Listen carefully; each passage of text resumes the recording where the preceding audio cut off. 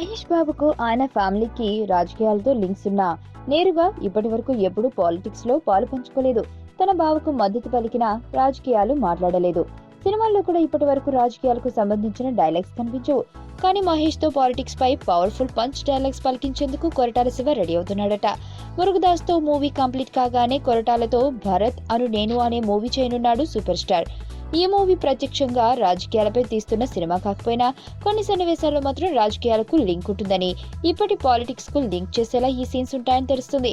అలాంటి సన్నివేశాల్లో serious politics dialogues రాసుకున్నాడట Koratala. వీటిని మహేష్ తో చెప్పించాలని భావిస్తున్నట్లు తెలుస్తుంది.